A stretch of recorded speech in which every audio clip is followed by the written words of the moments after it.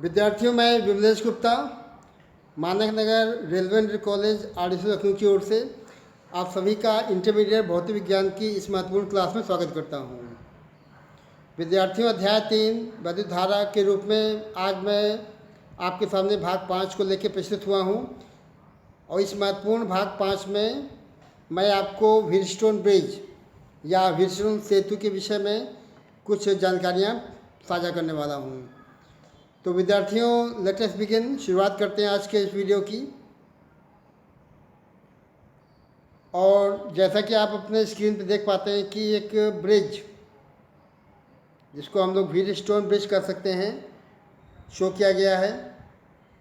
तो इस पर आपको ध्यान लगाना है पहले विद्यार्थियों।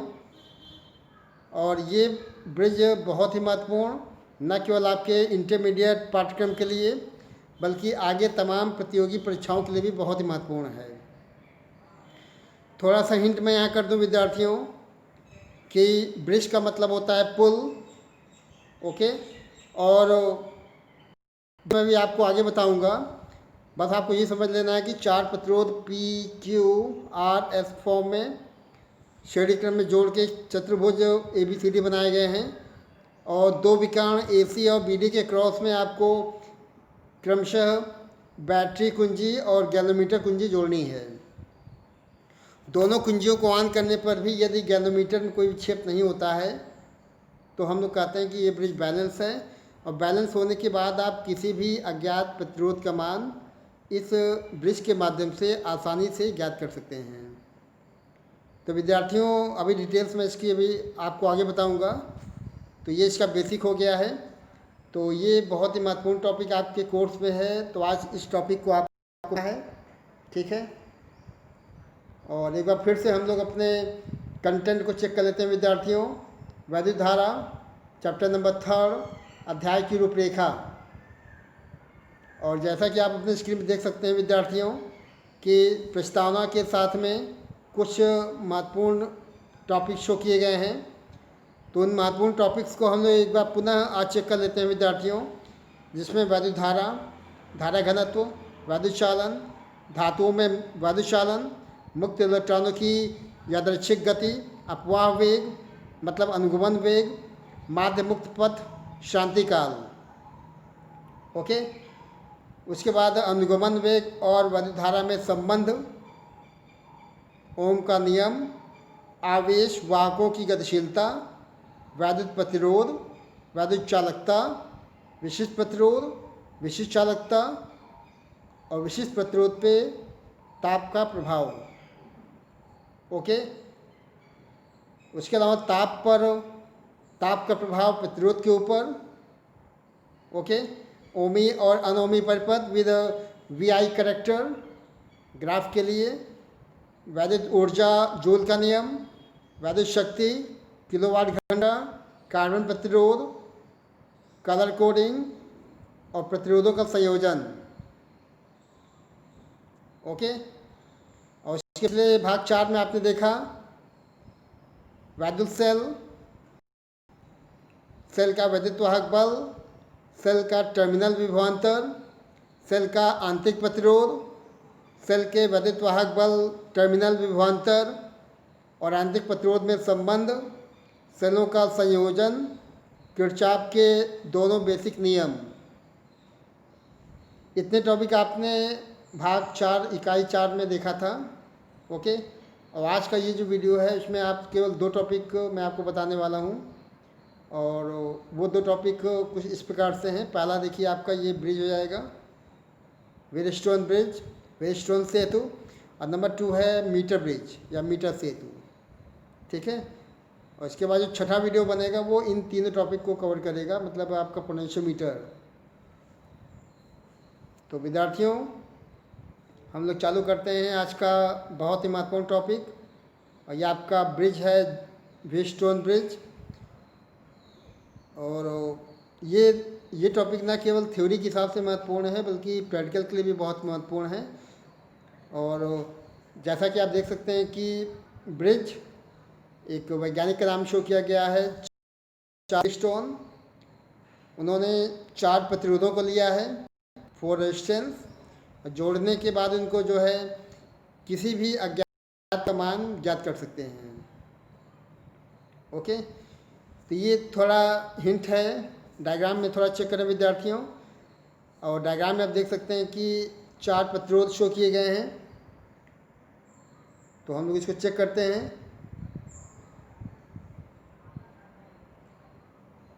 आप देख सकते हैं कि 4 प्रतिरोध शो किए गए हैं, और इन प्रतिरोधों को जोड़ने के बाद देखिए विद्यार्थी, ये प्रतिरोध चेक कर लें पहले आप। एक प्रतिरोध देखिए यहाँ पे शो किया गया R1 के फॉर्म में। ओके, एक प्रतिरोध ये शो किया गया है R2 के फॉर्म में, ये आपका था R1, ये प्रतिरोध है R2। ओके, और एक प्रतिरोध देखिए R3 के फॉर्म में वेरिएबल रजिस्टर लगाया गया है। इसको आप चेंज कर सकते हैं, यू कैन चेंज R3। और एक अज्ञात प्रतिरोध R4 के फॉर्म में यहाँ लगाया गया है। ठीक है ना। तो इस प्रकार से देखिए चतुर्भुज बन गया है, R1 R2, ये आपका R3 और ये आपका R4। और चतुर्भुज बनने के बाद देखिए बिंदु A दिखाया गया यहाँ पे, बिंदु B दिखाया गया यहाँ पे। बिंदु A और B के बीच में एक आपने लगा दिया है बैटरी या सेल, ये लगा दिया है बैटरी। ठीक है ना। और इसके बाद एक विकर्ण और है जो कि आप यहाँ देख सकते हैं ऐसे, और इस विकर्ण के क्रॉस आपको लगाना है एक गैल्वेनोमीटर। ठीक है ना, एक आपको लगाना है धारा मापी। तो ये है सर्किट डायग्राम विद्यार्थियों, हिंट किया हुआ है। अभी डिटेल्स में आपको और आगे बताऊंगा। तो आगे बढ़ते हैं और चेक करते हैं इसकी थ्योरी भी। देखिए विद्यार्थियों, सिद्धांत दिखाया गया है, और सिद्धांत में बाद में पढ़ूंगा। पहले मैं आपको एक डायग्राम शो कर दूं, और डायग्राम की मदद से पूरी थ्योरी आपको दिखा देता हूं। ठीक है ना। उसके बाद क्या होना है, मैं थ्योरी आपको जो लिखा है वो पढ़ दूंगा। और थ्योरी चालू करने के पहले आप फिर से एक बार रेजिस्टेंस चेक कर लें। रेजिस्टेंस देखने में कुछ ऐसा होता है, और यहाँ जो डायग्राम में शो किया गया रेजिस्टेंस वो इस प्रकार की बनी गई। ठीक है, चालू करते हैं। तो पहले हम लोग डायग्राम पे फोकस कर लें।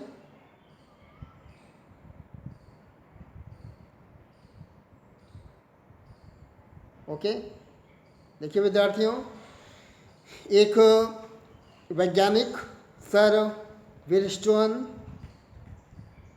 उन्होंने 4 प्रतिरोध लिए हैं। 4 प्रतिरोध P, Q, R, S form में लिया हुआ है। 4 प्रतिरोध आप देख सकते हैं अपने डायग्राम में। ओके, और 4 प्रतिरोध देखिए इस प्रकार से दिखाए गए हैं। पहला प्रतिरोध ये है P, दूसरा प्रतिरोध ये दिखाया गया है, ये है Q, तीसरा प्रतिरोध देखिए यहाँ दिखाया गया है, ये R के फॉर्म में है, और चौथा प्रतिरोध यहाँ दिखाया गया है S के फॉर्म में। तो 4 प्रतिरोधों को आपस में जोड़ने के बाद एक चतुर्भुज A, B, C और D चतुर्भुज बन गया है। 2 विकर्ण विद्यार्थी आप देख सकते हैं, एक विकर्ण आपका होगा AC और एक विकर्ण आपका होगा BD। ओके, तो मैं डायग्राम को और बड़ा कर लेता हूँ, और यहाँ से समझने में आसानी रहेगी। तो ध्यान देंगे विद्यार्थियों कि 4 प्रतिरोध देखिए आपने जोड़ दिया है P, Q, R, S के फॉर्म में, और उसके बाद आपने एक चतुर्भुज बना दिया है A, B, C, D इस रूप में। ओके, अब आपको क्या करना है कि विकर्ण जो BD दिखाई पड़ रहा है वहाँ पे आपको जोड़ना है गैल्वेनोमीटर। ये विकर्ण आपका BD है। ठीक है, यहाँ हम लोग को जोड़ना है एक धारा मापी। तो ये सिंपली एक गैल्वेनोमीटर आप ऐसे दिखा दें। ठीक है ना, यहाँ G लिख देंगे या एरो बना देंगे, और ये कुंजी K2 या S2 कुछ मान लेंगे इसको। ओके, और दूसरा विकर्ण देखिए आपका AC है। दूसरा विकर्ण आप देख सकते हैं ये क्या है, AC। और AC के क्रॉस आपको जोड़ना है एक बैटरी और कुंजी K1 या S1। तो ये देखिए आपकी बैटरी हो गई है, इसका वैद्युतवाहक बल या विभवांतर ये दिखा दिया गया है, ठीक है ना। कुंजी दिखा दिया गया है, कुंजी K1 या S1 के फॉर्म में, ठीक है। तो विद्यार्थियों एक बार फिर से थ्योरी समझ लीजिए फटाफट। आप देख सकते हैं कि यहाँ पे जो है ब्रिजस्टोन ने 4 प्रतिरोध PQ, R, S को लिया हुआ है। चारों को श्रेणी क्रम में जोड़ के एक चतुर्भुज ABCD का निर्माण किया हुआ है, ओके।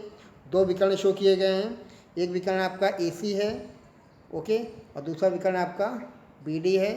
तो पहले आपने विकर्ण AC के सिरों पर एक बैटरी और एक कुंजी K1 या S1 लगा दिया है। दूसरा विकर्ण जो आपका ये BD है, BD के सिरों पे आपने लगाया है एक गैल्वेनोमीटर, ये आपका धारामापी हो जाएगा, और कुंजी K2 या S2 ये जोड़ दिया है, ठीक है।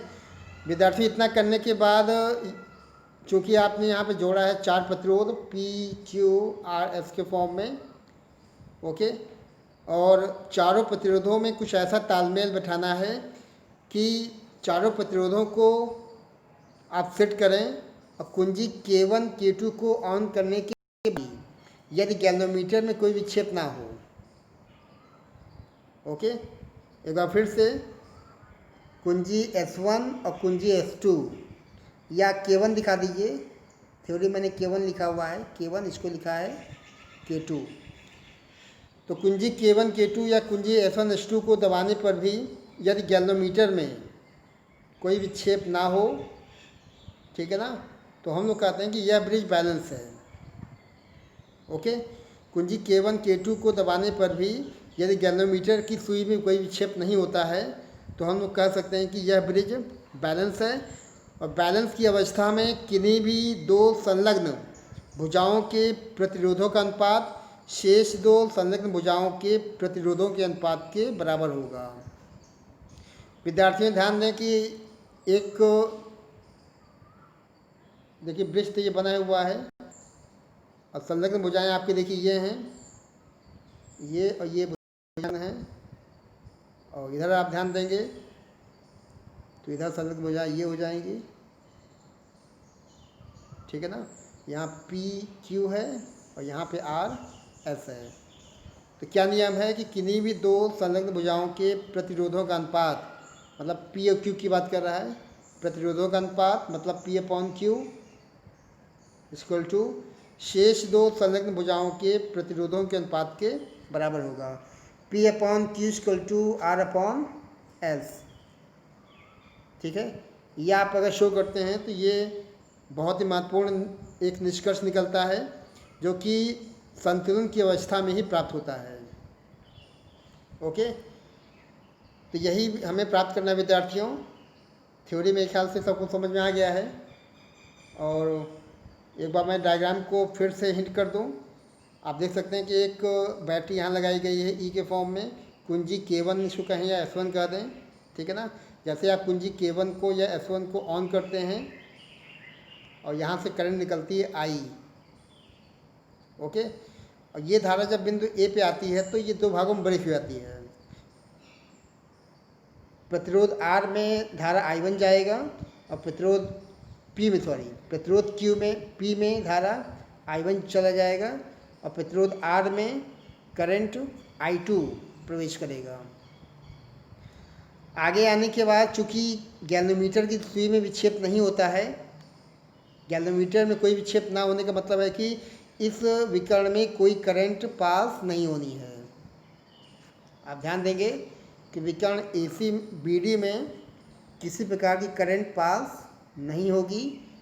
तो फिर क्या होगा, तो जो भी करंट आपने शो किया था AB में वही करंट चला जाएगा BC में। देखिए I1 यहाँ से मैं लेके चला था, ध्यान देंगे यहाँ करंट I1 था, यही करंट यहाँ पे आएगा इस भुजा में I1, और वही स्थिति यहाँ भी उत्पन्न होनी विद्यार्थियों। यहाँ पे क्या होना है कि जो करंट I2 आपने शो किया हुआ है वो करंट जब D पे पहुँचता है, और चूँकि इस विकर्ण में कोई करंट पास नहीं होता है, अर्थात जो भी करंट I2 था वो इस भुजा में प्रवेश कर जाएगा। ठीक है, तो इस प्रकार से विद्यार्थियों यहाँ से I1 चला, इसमें प्रवेश कर गया, यहाँ से I2 चला, इसमें प्रवेश कर गया। ठीक है ना। अब ये जंक्शन है, बिंदु C क्या है? बिंदु C आपका जंक्शन है, जोड़ है, मिलान बिंदु है, संधि है, किरचॉफ का प्रथम नियम, अर्थात ऊपर से I1, नीचे से I2 जुड़े आएगा, ये बनाएगा I1 प्लस I2 और ये मिल के फिर बना देगा I। ओके, और ये I अपने जो है नेगेटिव में, बैटरी के नेगेटिव में प्रवेश कर जाती है। तो ये इसकी थ्योरी हो गई विद्यार्थियों। इसको आप ऐसे डायग्राम को बना के प्रैक्टिस करेंगे। मैं अभी आपकी इसकी थ्योरी दिखा देता हूँ, रिपीट कर देता हूँ जो मैंने आपको बताया है। एक तो ये वैज्ञानिक का देखिए नाम आपने बता दिया है कि सर चार्ल्स व्हीटस्टोन ने 4 प्रतिरोधों को लिया हुआ है और इसका यूज करके किसी भी अननोन रेजिस्टेंस की वैल्यू आप यहाँ से ज्ञात कर सकते हैं। और इसी ब्रिज का नाम व्हीटस्टोन ब्रिज रखा गया इस वैज्ञानिक के नाम पर। ठीक है, और इसका सिद्धांत एक बार चेक कर लें विद्यार्थियों, मैं पढ़ देता हूँ। देखिए आपने डायग्राम में अभी देखा कि 4 प्रतिरोध शो किए गए हैं। 4 प्रतिरोध P, Q, R और S के फॉर्म में शो किए गए हैं। इनको समांतर चतुर्भुज ABCD की भुजाओं के अनुदिश अकॉर्डिंग टू डायग्राम जोड़ देना है। ठीक है ना। विकर्ण AC देखिए ये है, विकर्ण A यहाँ पे शो किया गया है, विकर्ण C यहाँ शो किया गया है। A और C के बीच में आप क्या क्या करना है, A और C के बीच में एक बैटरी E और कुंजी K1, इसमें मैंने S1 दिखाया हुआ है, उससे कोई दिक्कत नहीं है। कुंजी को K1 से दिखा लें या S1 से दिखा लें, कोई समस्या नहीं होनी है। तो यहाँ देख सकते हैं कि E और K1 लिखा हुआ है।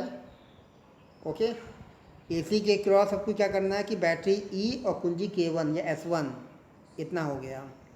और दूसरा विकर्ण देखिए आपका BD है, दूसरा विकर्ण आपका ये BD के फॉर्म में है और BD के क्रॉस आपको एक गैल्वेनोमीटर G और एक दूसरी कुंजी K2 जोड़ देते हैं, K2 या S2 जो भी है। ठीक है ना, इसको भी जोड़ देना है। इतना क्लियर है विद्यार्थी। एक डायग्राम को देखते रहें, जो थ्योरी मैंने बताया उसको आप मन ही मन पढ़ते रहें कि चतुर्भुज आपने क्या बना लिया है, चतुर्भुज बना लिया है ABCD। कैसे बना है? 4 प्रतिरोध जोड़ के। 4 प्रतिरोध कौन कौन से हैं? P, Q, R, S। चतुर्भुज जोड़ने के बाद आप विकर्ण पे ध्यान देंगे। एक विकर्ण आपका ये AC हो जाएगा, AC के सिरों पे एक बैटरी BE और कुंजी K1 या S1 जोड़ दिया है। और दूसरा विकर्ण आपका ये BD है, BD के सिरों पे आपने जोड़ दिया है गैल्वेनोमीटर और एक कुंजी S2 या K2। ओके, इतना होने के बाद विद्यार्थियों मैंने आपको बता दिया था कि इतना होने के बाद जब आप K1 को ऑन करने के बाद फिर जब K2 ऑन करते हैं और चारों प्रतिरोधों को इस प्रकार से सेट करें कि K1 K2 को दबाने पर भी गैल्वेनोमीटर की सुई में कोई विक्षेप ना हो। ओके, S1 S2 या K1 K2 को दबाने पर भी यदि गैल्वेनोमीटर की सुई में कोई विक्षेप नहीं होता है, इसका मतलब यह ब्रिज बैलेंस है।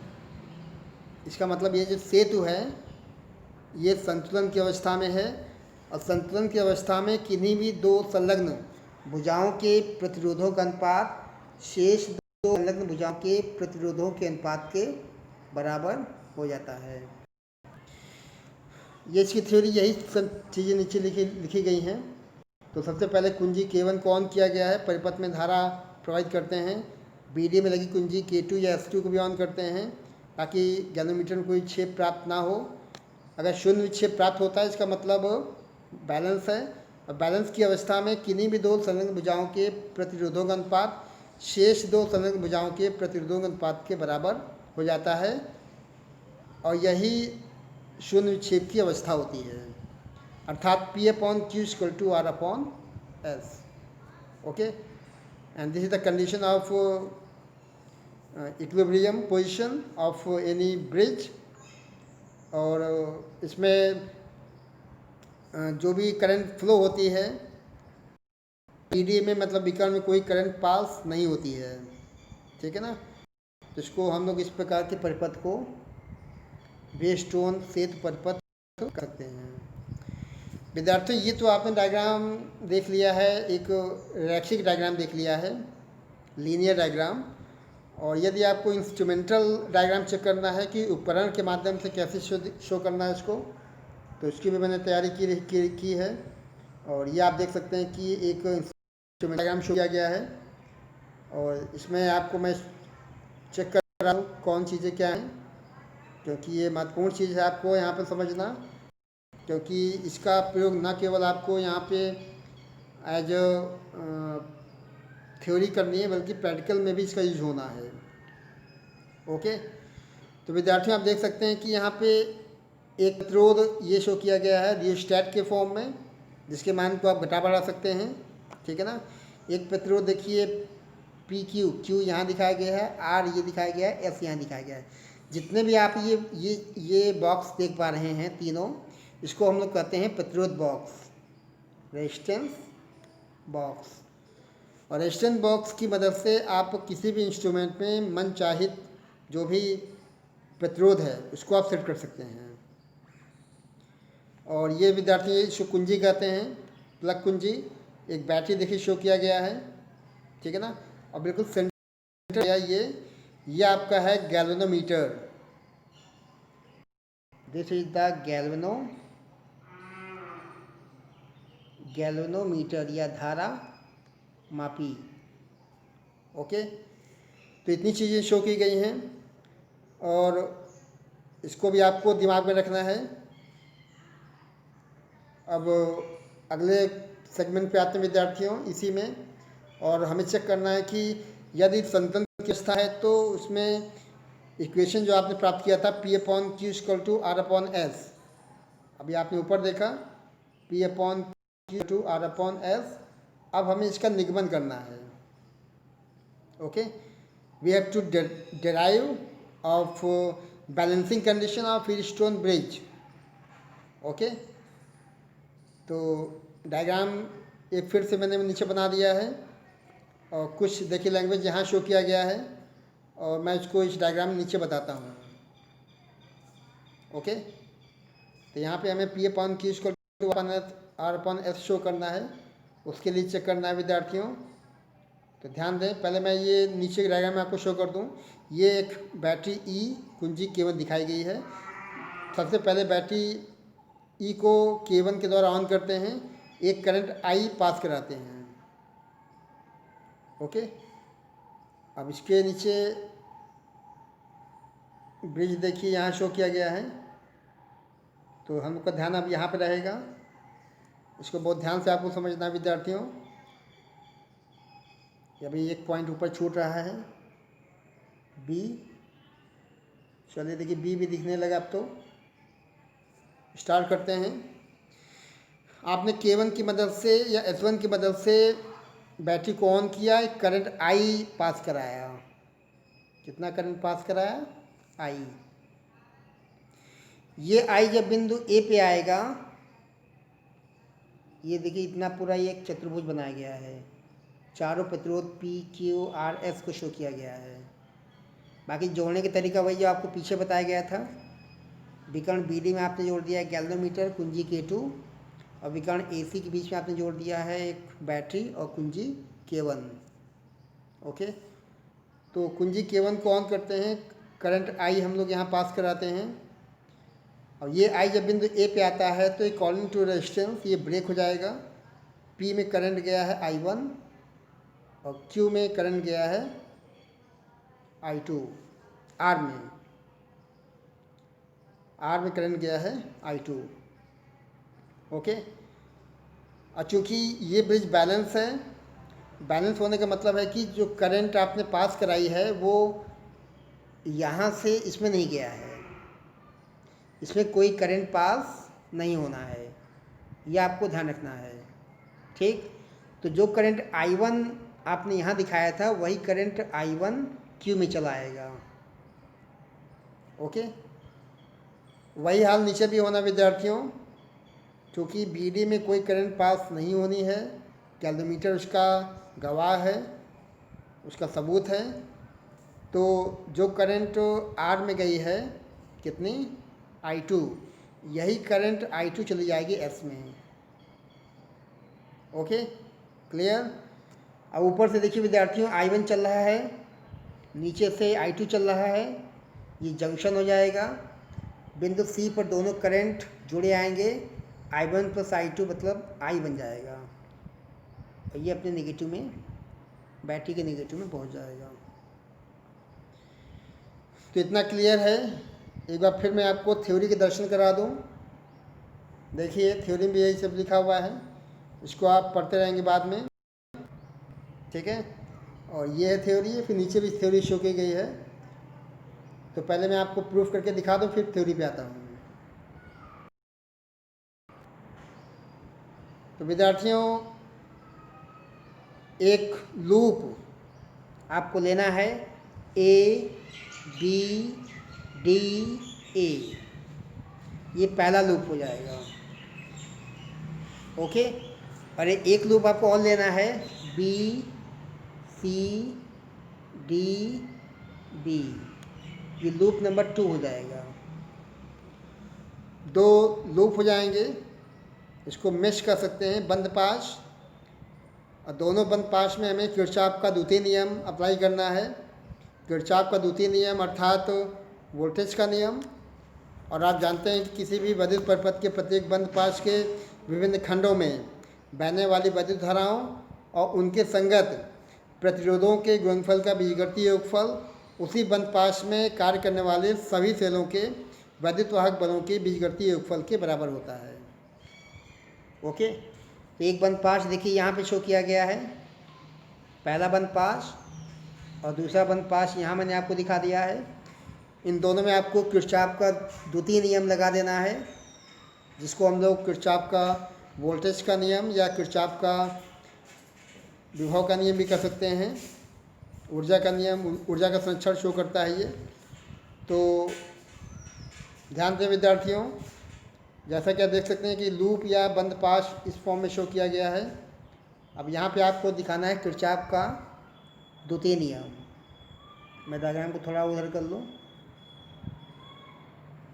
ओके, अब ठीक है। ये देखिए एक लूप मैं फिर आपको दिखा दूँ, लूप यहाँ बना हुआ है और इसमें एक करंट I1 गया है P में और I2 में गया है, I2 गया है R में।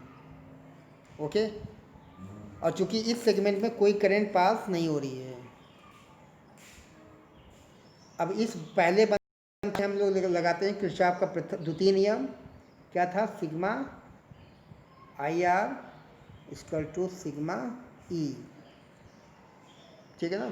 किसी विद्युत परिपथ के प्रत्येक बंद पाश के विभिन्न खंडों में बहने वाली धाराओं और उनके संगत प्रतिरोधों के गुणनफल का बीजगणितीय योगफल उसी बंद पाश में कार्य करने वाले सभी सेलों के विद्युत वाहक बलों के बीजगणितीय योगफल के बराबर होता है। तो यहाँ पे आपको देखिए करंट और रेजिस्टेंस का मल्टीप्लाई करना है। ओके, तो इसके लिए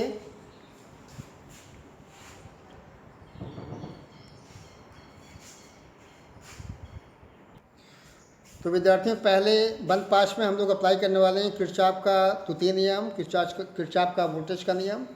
और पहला बंद पाश देखिए ये है, ये प्रतिरोध है, ये करंट, और ये प्रतिरोध, ये करंट।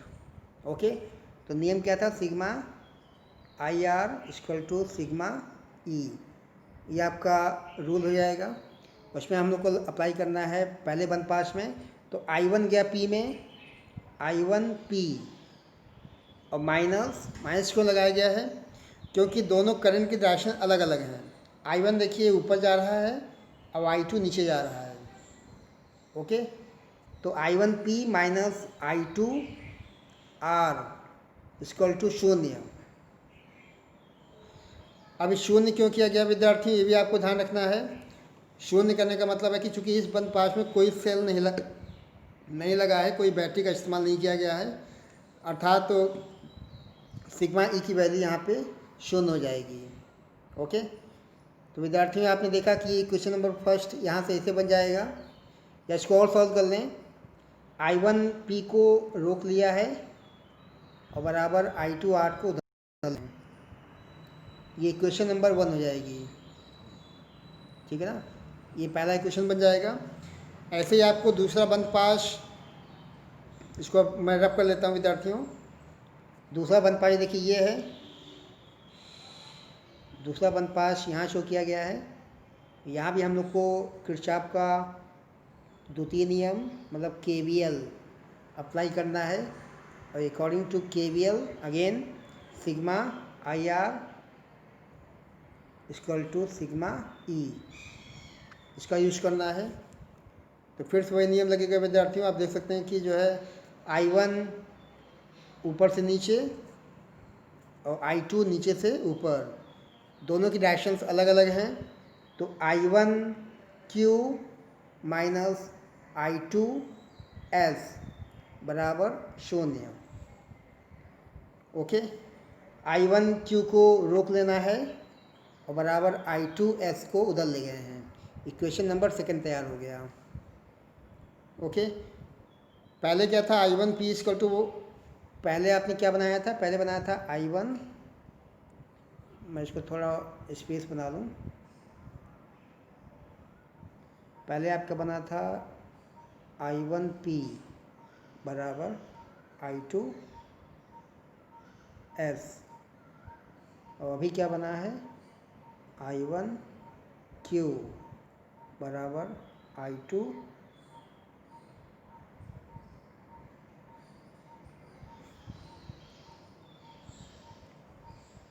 ये क्या था PQ, एक मिनट, डायग्राम में विद्यार्थी PQ यहाँ बना है, PQ अगल बगल हैं और RS नीचे हैं। तो I1P बराबर I2 PQR, R नीचे था, ये हो गया पहला। और दूसरा बनता है I1PQ बराबर I2S। इन दोनों को भाग करेंगे विद्यार्थियों। तो भाग करने का मतलब है कि जब आप भाग करते हैं तो ये I1 करे आएगा, I2 करे आएगा और बचेगा P/Q equal to R/S। Okay, तो एक बार डायग्राम को भी देखें और इसकी देता हूँ एक बार। तो आप यहाँ पे वास्तव में वेस्टोन सेतु के संतुलन की अवस्था की शर्त का जो निगमन है, डेरिवेशन वो प्राप्त करने वाले हैं। एक परिपथ में प्रवाहित कुल धारा I को मान लिया गया है। संधि A पर जब करंट I पहुँचेगा तो ये ब्रेक हो जाएगा I1 और I2 के फॉर्म में। और BD में कोई करंट नहीं है, मतलब शून्य विक्षेप की अवस्था प्राप्त हो जाती है। अब देखिए ये बंद पाश शो किया गया है और किरचॉफ का लूप का नियम या किरचॉफ का वोल्टेज का नियम अप्लाई कर दिया गया है। ये इक्वेशन नंबर 1 तैयार है। ओके, ऐसे ही आपको बंद पाश में फिर से द्वितीय नियम लगा देना है। दूसरा बंद पाश PCDB के फॉर्म में है। तो I1Q बराबर I2S, इक्वेशन नंबर 2 तैयार हो जाएगा। दोनों को भाग करते हैं तो भाग करने में P/Q इक्वल टू R/S प्राप्त हो जाएगा। विद्यार्थी बहुत ही महत्वपूर्ण कंडीशन है और बोर्ड में निश्चित रूप से आपको इसके दर्शन होंगे, तो इसको आप समझ लें। तो ये जो है वेस्टोन सेतु की बहुत ही महत्वपूर्ण शर्त है। और यदि हमें PQ और R का मान ज्ञात है तो निश्चित रूप से हम लोग S का मान, अज्ञात प्रतिरोध S का मान ज्ञात कर सकते हैं। ओके, कुछ लगता है कन्फ्यूजन है इस बालक को?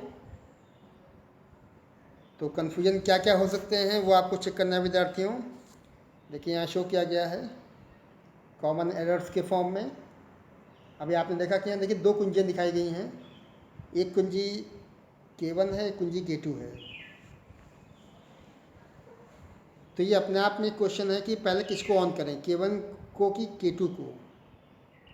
और ये सवाल आपके जब बोर्ड में प्रैक्टिकल चलेंगे बोर्ड के, तो वहाँ भी जानवर आपसे पूछ सकते हैं कि आपको K1 पहले दबाना है कि K2 पहले दबाना है। ओके, तो इसके पीछे भी लॉजिक है विद्यार्थियों और उसका निस्तारण देखिए यहाँ नीचे किया गया है कॉमन एरर्स के माध्यम से। कॉमन एरर्स का देखिए पहला बिंदु कहता है कि पहले K1 को ऑन करना है ताकि पूरे परिपथ में जो धारा है वो प्रवाहित हो जाए। ओके, और विकर्ण बी डी के बिंदुओं बी और डी पे हमें समान विभव प्राप्त कर लेने हैं, ताकि K2 को जब ऑन किया जाए तो विकर्ण बी डी में दोनों सिरों से उत्पन्न प्रेरित धाराएं एक दूसरे के प्रभाव को शून्य कर दें और धारामापी में शून्य विक्षेप स्थिति अप्रभावित रहती है।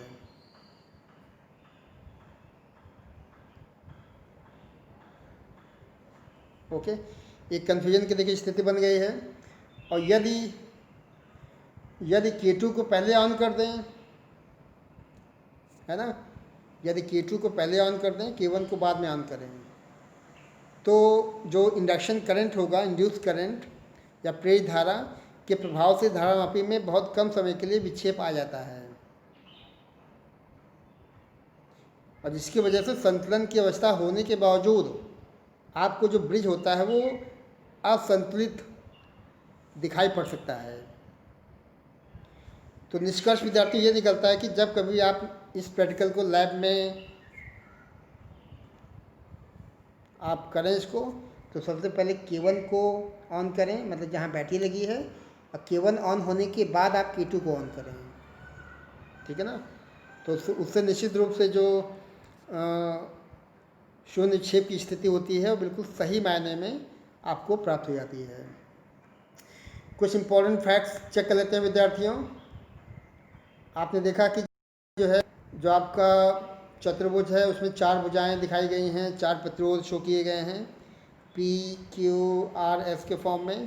तो इसमें ज्ञात भुजाएं, अज्ञात भुजाएं, तमाम चीज़ें, कुछ टर्म्स शो किए गए हैं नीचे। तो इम्पोर्टेंट फैक्ट्स के माध्यम से आप इनको देख सकते हैं। देखिए, पहला बिंदु शो किया गया है कि जो ब्रिज के जो 4 प्रतिरोध हैं P, Q, R, S, तो इसमें P और Q को जो है हम लोग अनुपाती भुजाएं, रेशियो आर्म्स कर सकते हैं। R को और S को अज्ञात भुजा। ओके विद्यार्थियों, PQ ratio arms, R known arm and resistance S की जो कोई भुजा होगी उसको हम लोग अननोन आर्म, अज्ञात भुजा कर सकते हैं, ठीक है। और इसके अलावा नंबर 2 पे आइए। नंबर 2 पे देखिए, संतुलन की अवस्था में भुजा सेतु भुजा BD के सिरों पर विभव समान होता है, मतलब इनके सिरों पर विभवांतर शून्य हो जाएगा। मतलब जो विभव होगा बिंदु B पर वही विभव होगा बिंदु D पर। VB बराबर VD। Okay, VB equal to VD show किया गया है। और ये तभी होना है जब आपका ब्रिज बैलेंस होगा। और बैलेंस होने का मतलब कि जो अनुपाती भुजाएं, ज्ञात भुजा, अज्ञात भुजा, सब में अगर परस्पर रिलेशन सही आ रहा है तब आपको ये प्राप्त होगी।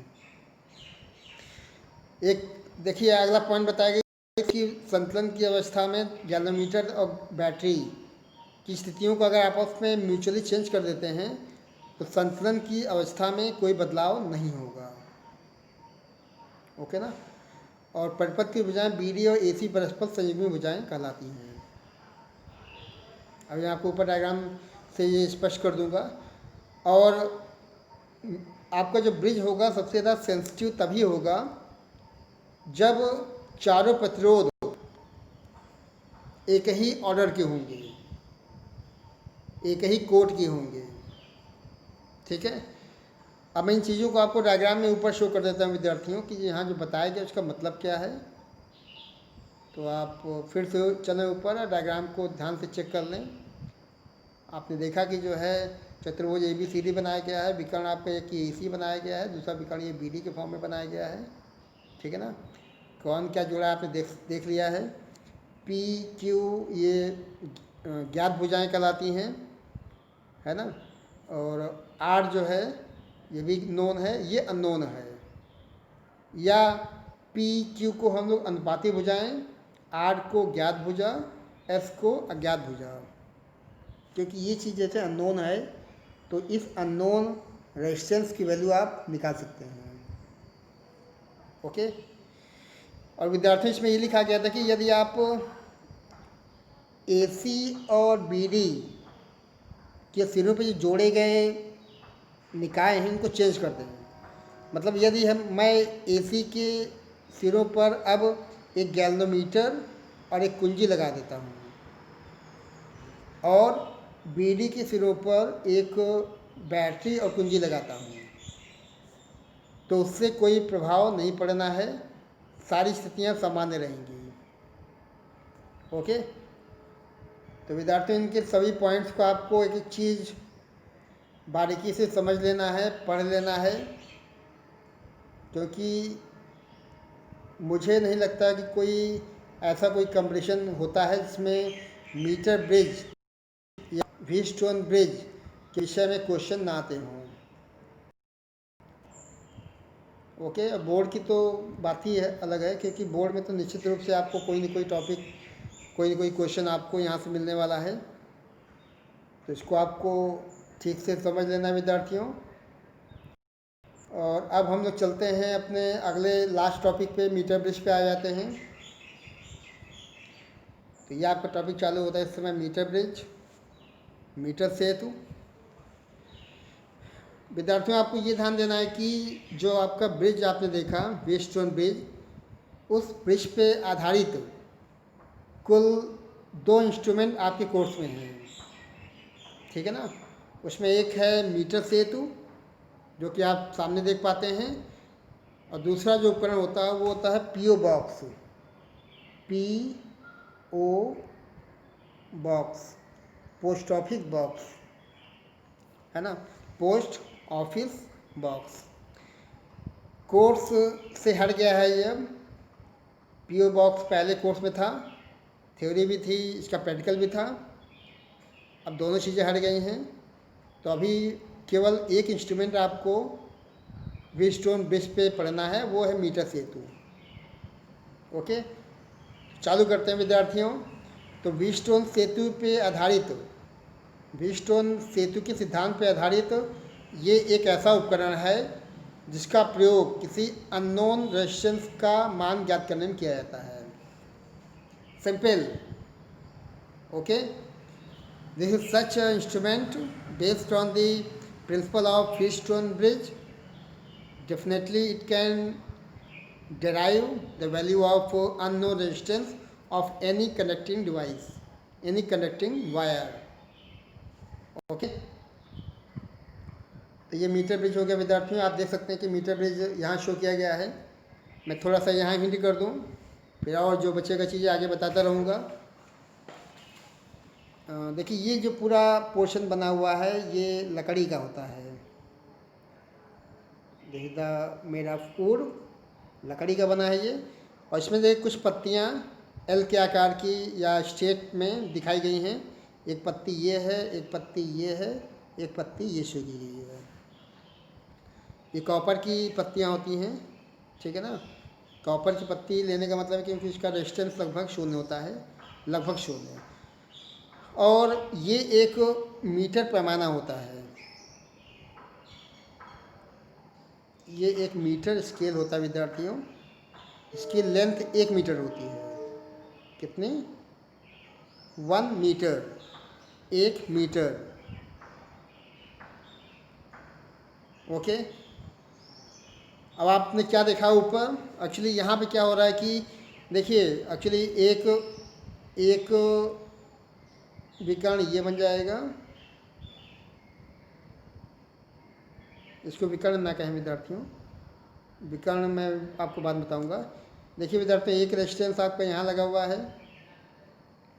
एक रेजिस्टेंस यहाँ लगाया गया है, और 2 रेजिस्टेंस यहाँ से दिखाई पड़ेंगे, ठीक है। मान लिया कि ये रेजिस्टेंस नोन है, ज्ञात है, ये रेजिस्टेंस अननोन है, अज्ञात है। ओके, और जौकी तार, जौकी देखिए ये तार के थ्रू यहाँ पे आया है, गैल्वेनोमीटर भी लगा हुआ है, और जौकी, इस जौकी की जो पोजीशन होती है इस तार पे आगे पीछे कर सकते हैं हम लोग। ये यहाँ पे स्लाइड हो सकती है ऐसे ऐसे, और स्लाइड करने के बाद यदि गैल्वेनोमीटर की सुई शून्य पे आ जाती है तो हम लोग वहीं पे रुक जाते हैं। मान लीजिए जैसे इस बिंदु पर गैल्वेनोमीटर शून्य हो गया। ओके, तो इसका मतलब है कि ये लेंथ L1 मान लिया, ये लेंथ L2 मान लिया।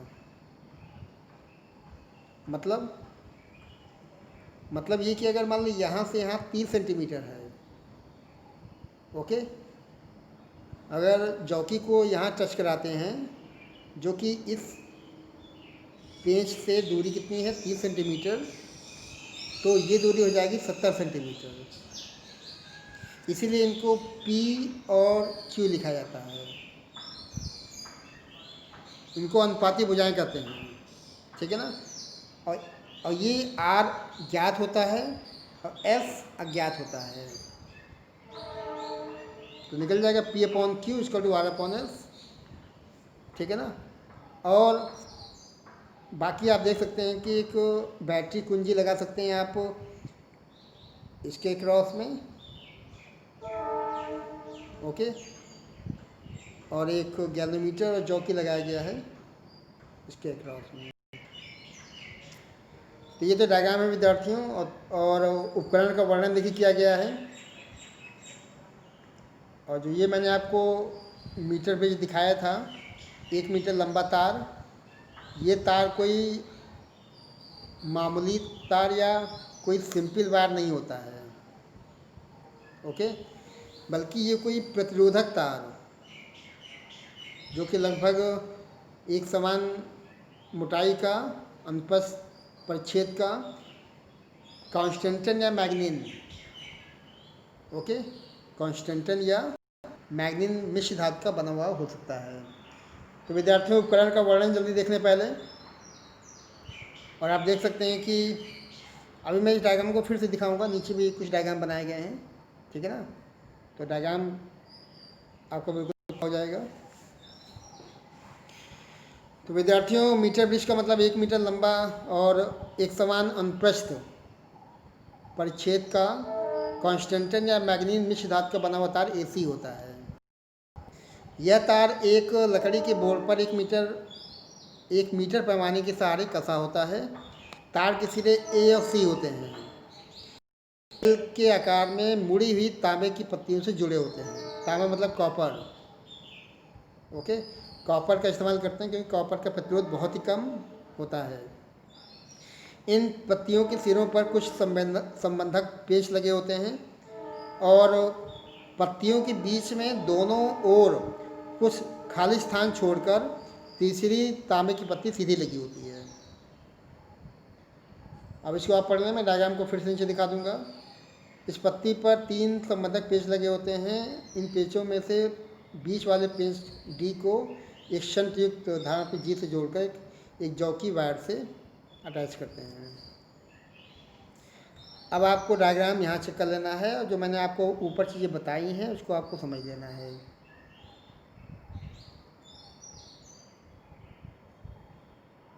Okay, let us begin now. विद्यार्थियों देखें, ध्यान दें, लकड़ी के बोर्ड पे ये देखिए 3 पत्तियाँ कॉपर की बनी हुई। एक पत्ती देखिए ये हो जाएगा, एक पत्ती सीधी हो जाएगी, एक पत्ती एल आकार की एक और बन जाएगी। A और C, AC देखिए ध्यान से, AC जो है कांस्टेंटन या मैग्नीन, इसका कांस्टेंटन या मैग्नीन, ये दोनों मिश्र धातुएं होती हैं, इनका प्रतिरोध काफ़ी ज़्यादा होता है, ठीक है।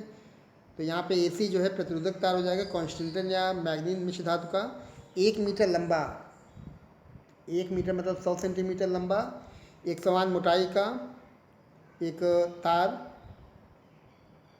ठीक है ना, यूज कर लेना है आपको। और देखिए इन दोनों के बीच में एक प्रतिरोध बॉक्स R लगा दिया है। इनके बीच में एक अज्ञात प्रतिरोध जो कि हमें निकालना है, यही है कांस्टेंटन या मैग्नीन, ठीक है ना। अज्ञात प्रतिरोध जो शो किया विद्यार्थियों, वही वास्तव में कांस्टेंटन या मैग्नीन का बना हुआ होगा। यहाँ पे ऐसे बना हुआ है, ठीक। और विकर्ण देखिए AC दिखाई पड़ रहा है, तो AC में आपको जोड़ देना है एक लैग्रांजियन सेल और एक कुंजी K1, ओके। और दूसरा विकर्ण जो आपका BD होगा, D तो फिक्स है यहाँ पे देखिए, D बिल्कुल मिड पॉइंट है इसका, तो डी को जोड़ना है किससे, डी को जोड़ना है एक गैल्वेनोमीटर से, और गैल्वेनोमीटर के जो दूसरा सिरा होगा उसको जोड़ेंगे एक तार से, संयोजक तार, कनेक्टिंग वायर, और वो तार जाएगा जॉकी से, और जॉकी जो होगा इस मीटर पैमाने पे स्लाइड करेगा यहाँ पे। तो स्लाइड कराएंगे, जैसे ही ये शून्य को दर्शाएगा हम उस पोजीशन को नोट कर लेते हैं और बाकी कैलकुलेशन है। जैसे मान लीजिए बिंदु बी यहाँ पे मिल रहा है, जॉकी को मैंने यहाँ टच कराया लगभग 49 के आसपास, तो ये जो है कैलोमीटर शून्य हो गया। इसका मतलब ये जो ब्रिज है बैलेंस है, और बैलेंस की अवस्था में देखिए पी, ये इतना पोर्शन जो पी हो जाएगा एल के फॉर्म में, और इतना पोर्शन क्यू हो जाएगा 100 माइल एल के फॉर्म में, ये आपका आर है, ये एस, एस का मतलब अननोन, अज्ञात प्रतिरोध। तो निश्चित रूप से आप जो फॉर्मूला लगाते हैं p upon q equal to r upon s, यहाँ पर अप्लाई कर देना है, और ध्यान रखना है कि ये जो एल है वो पी बन जाएगा, और जो 100 माइल्स एल है वो क्यू बन जाएगा। आर प्रतिरोध बॉक्स होता है, रेजिस्टेंस बॉक्स, और इसमें जितना आप प्रतिरोध निकालेंगे 1 ओम, 2 ओम, 3 ओम, 5 ओम, जो भी निकाल वो उसमें लिखा रहेगा। तो ये तो ठीक है, कोई दिक्कत नहीं है। यही अज्ञात प्रतिरोध जो कि कॉन्स्टेंटाइन या मैग्नीन का था, उसकी वैल्यू आप p upon q equal to r upon l से ज्ञात कर सकते हैं। तो विद्यार्थी देखिए डायग्राम में जैसे लग रहा है कि 48 पे लगभग ये शून्य विक्षेप के दिखा रहा है। तो P का मान कितना हो गया 48, Q का मान कितना हो गया 52, है ना। अगर P आपका 48 है तो ये पोर्शन जो होगा ये 52 हो जाएगा। तो आप फॉर्मूला लगा देंगे P upon q equal to r upon s, और उसको हल करने पे जो है आपका जो अननोन रेजिस्टेंस जिसके बारे में पूछा गया है वो आप निकाल सकते हैं। तो विद्यार्थियों 2020 के कुछ सेट में मीटर ब्रिज पे क्वेश्चन आए हुए हैं, उसको भी आप चेक करेंगे, ठीक है ना। मीटर ब्रिज का सिद्धांत लिखने को आया हुआ है। तो ये आपका मीटर ब्रिज जो कि आधारित है व्हीटस्टोन ब्रिज पर।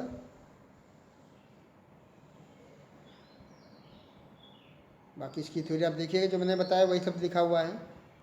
अब देखिए इस डायग्राम में मैंने एक्चुअली मीटर ब्रिज, मीटर पैमाने को भी दिखा दिया है स्पष्ट रूप से, क्लियर है यहाँ पे बिल्कुल। देखिए मीटर पैमाना ये बना हुआ है, मीटर स्केल, और उसके अलावा देखिए यहाँ पे एक ज्ञात प्रतिरोध, अज्ञात प्रतिरोध, और ये जो जॉकी इस बिंदु पे आएगा बैलेंस के लिए, बैलेंस का मतलब गैल्वेनोमीटर की सुई जो है शून्य पे आ जाएगी, तो ये आपका एल हो जाएगा, ये 100 माइल्स एल हो जाएगा, मतलब ये आपका पी हो जाएगा और ये भुजा क्यू हो जाएगा। क्योंकि ये जो ये पोर्शन ए जे और जे बी होता है, ये आपका अनुपाती भुजाएं होती हैं, है ना। और बाकी आप जानते हैं कि p upon q is equals to r upon s. अब यहाँ से आपको एस निकालना है, तो एस को ऊपर ले आएंगे, तो आर और क्यू जाएगा ऊपर, पी आएगा नीचे। तो ये इसका कॉन्सेप्ट है विद्यार्थियों। मैं इसको इसलिए बार बार इसको डायग्राम से दिखा रहा हूँ क्योंकि लैब में भी इसका आपको यूज़ करना है। लैब में आपको मीटर ब्रिज की मदद से दिए गए प्रायोगिक तार, मतलब कॉन्स्टेंटाइन या मैग्नीन मिलेगा आपको, उसके पदार्थ का विशिष्ट प्रतिरोध निकालने को कहा जाता है, और विशिष्ट प्रतिरोध आर से ही निकल पाएगा, ठीक है। अब देखिए सिद्धांत इसमें फिर लिख दिया है, और प्रतिरोध कैसे करना वो बताया गया विद्यार्थियों। तो जो मैंने आपको बताया सब कुछ फिर से वही लिखा हुआ है, मैं इसको पढ़ देता हूँ, उसको आप अप्लाई करेंगे डायग्राम में, बाद में प्रैक्टिकल में। सबसे पहले तो मीटर ब्रिज उपकरण है जो कि व्हीटस्टोन सेतु के सिद्धांत पर कार्य करता है, ओके। प्रयोग करते समय जब आप विसर्पी कुंजी को तार AC की किसी बिंदु B पे स्पर्श कराते हैं तो ये AB और BC दो भागों में बढ़ जाता है, जो कि PQ के फॉर्म में प्राप्त होता है। मैंने आपको बताया ऊपर अभी। बाएं हाथ में सबसे ऊपर क्या था, रेजिस्टेंस R, और दाएं हाथ में क्या था, अज्ञात प्रतिरोध S, ओके। विसर्पित कुंजी को जो है नीचे आप जो आपका एसी बना था वहाँ पे इसको टच कराना, आगे पीछे कराना है, और जहाँ पे ये शून्य दिखा देगा गैल्वेनोमीटर वहीं रोक लेना है, क्योंकि वो संतुलन की अवस्था को दर्शाता है। ओके, ची में कोई विक्षेप नहीं होगा। उसके बाद p upon q equal to r upon s का फॉर्मूला लगा देना है, p upon q equal to r upon s, एक ये बन जाएगा। और देखिए ये विद्यार्थियों मैं एक डायग्राम और शो कर देता हूँ, और ये डायग्राम वास्तव में जो आपका लैब का जो इंस्ट्रूमेंटल डायग्राम है, जिसमें आप देख सकते हैं कि ये जो दिखाया गया ये आपका मीटर सेतु है लकड़ी का बना हुआ, ठीक है ना। ये आपका कोई ऊर्जा का स्रोत, हालांकि लैब में आपको यहाँ मिलेगा लेक्लांशे सेल, यहाँ क्या मिलेगा लेक्लांशे सेल। कुंजी आप देख सकते हैं, प्लग कुंजी बोलते हैं इसको। ये आपका प्रतिरोध बॉक्स, रेजिस्टेंस बॉक्स होता है, और रेजिस्टेंस बॉक्स में जो नॉब होते हैं इसको अगर आप ऊपर निकाल लेंगे तो उतना प्रतिरोध ये पड़ता है, ठीक है ना। ये आपका गैल्वेनोमीटर मतलब धारा मापी। ये आपका अगर रेजिस्टेंस बॉक्स है विद्यार्थियों, तो इस भुजा में आपने जोड़ा है अज्ञात प्रतिरोध, जो कि कॉन्स्टेंटन या मैग्नीन मिश्र धातुओं का बना होगा, ठीक है। तो विद्यार्थी एक चीज़ आपको ध्यान रखना है कि बहुत ज़्यादा करंट पास नहीं करना है। लेक्लांशे सेल जो आपको लैब में यूज करना होगा उसका विद्युत वाहक बल 1.5 वोल्ट होता है, ठीक है। तो 1.5 वोल्ट के आपको ऊपर नहीं जाना है, ठीक है, क्योंकि आपको परिपथ में धारा बहुत ही कम फ्लो कराना है। देखिए एक तो फॉर्मूला ये बन गया p upon q equal to r upon s विद्यार्थियों, या आपने ये देखा अभी क्वेश्चन फर्स्ट के फॉर्म में। और नीचे आएंगे तो आप देख सकते हैं कि कुछ थ्योरी और शो की गई है। माना तार एसी जो यूज किया गया कॉन्स्टेंटिन या मैग्नीन के रूप में, उसके पदार्थ का विशिष्ट प्रतिरोध रो दिखाया गया है, ओके। और तार के अनुप्रस्थ परिच्छेद का क्षेत्रफल ए से दिखाया गया है। शून्य विक्षेप की स्थिति में तार के भाग ए बी की लंबाई एल है और बी सी की लंबाई 100 - एल हो जाएगी, ओके। ए बी कितना है एल और बी सी कितना है 100 - एल। उसके बाद ए बी के भाग का प्रतिरोध निकालना है, तो P equal to rho L upon A formula है, आपको पीछे बताया गया था, क्या था, R equal to rho L upon A था। तो यहाँ पे आर की जगह पी कर लिया है, ठीक है ना। यहाँ पे आर की जगह क्या लिख दिया है p. P equal to rho L upon a, l का मतलब लेंथ, ए का मतलब इसका एरिया ऑफ क्रॉस सेक्शन हो जाएगा विद्यार्थियों। तो बी सी भाग का प्रतिरोध देखिए ये बन जाएगा, ए बी का ये हो गया है और बी सी का ये हो जाएगा, क्योंकि ए बी के भाग की लंबाई हमने कितनी मानी है एल, और बी सी भाग की लंबाई मानी है 100 - एल।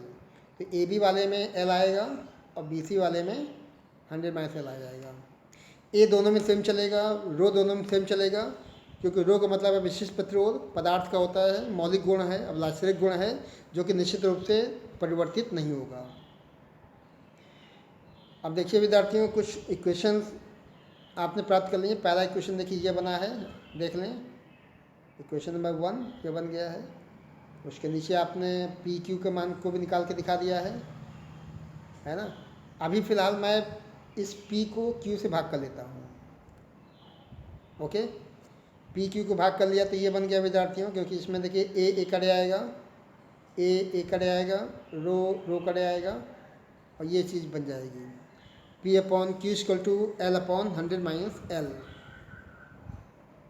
तो ये है पी अपॉन क्यू, और देखिए विद्यार्थी पी अपॉन क्यू यहाँ भी निकाला गया इक्वेशन फर्स्ट में, हाँ, ओके।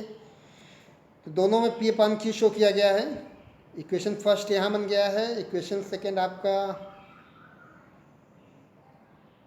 कहीं मान लें, या यहाँ पे देखिए ऊपर से पी अपॉन क्यू को मान यहाँ रख दिया है इसमें, तो आर अपॉन एस बन गया, तो ये बन गया फॉर्मूला। तो यहाँ से अज्ञात प्रतिरोध एस था, तो एस बराबर एस को रोक लेना है ऊपर, बाकी आर एच एस में ये बन जाएगा इतना ओम, ठीक है ना। तो इस प्रकार से जब प्रतिरोध बॉक्स को दाईं और अज्ञात प्रतिरोध को बाईं ओर जोड़ते हैं तो एस अपॉन एल ये बन जाएगा। एस के देखिए दो फॉर्मूले निकल रहे हैं, एक ये है। क्यों ऐसा, अभी मैं आपको ऊपर डायग्राम में शो करूँगा। और यदि प्रतिरोध तार की लंबाई L है, कैपिटल L, त्रिज्या R है, तो क्षेत्रफल A का फॉर्मूला होता है पाई R स्क्वायर। ओके, तो यहाँ पे जहाँ पे क्षेत्रफल A लिखा था वहाँ पाई R स्क्वायर कर लेना है, लंबाई को कैपिटल शो कर दिया है। तो ये आपके तार के पदार्थ का विशिष्ट प्रतिरोध S की वैल्यू यहाँ से निकल सकती है, जबकि लंबाई को और क्षेत्रफल को सेंटीमीटर इकाई में नापा गया हो। तो विद्यार्थियों, ये एक चीज़ आपको मैं और समझा दूँ कि जब आप प्रैक्टिकल करेंगे विद्यार्थियों, तो ये थोड़ा प्रैक्टिकल टाइम टेकिंग होता है, क्योंकि जो आपका रेजिस्टेंस बॉक्स होता है और जो अननोन रेजिस्टेंस है, ओके, जो आपका रेजिस्टेंस बॉक्स है और जो अननोन रेजिस्टेंस है, उनकी पोजीशन को चेंज करेंगे। ध्यान देंगे, ये आपका बायां पोर्शन है, ये दायां पोर्शन है। तो पहले कुछ रीडिंग आप निकालेंगे प्रतिरोध को यहाँ जोड़ के और रेजिस्टेंस बॉक्स को यहाँ जोड़ के।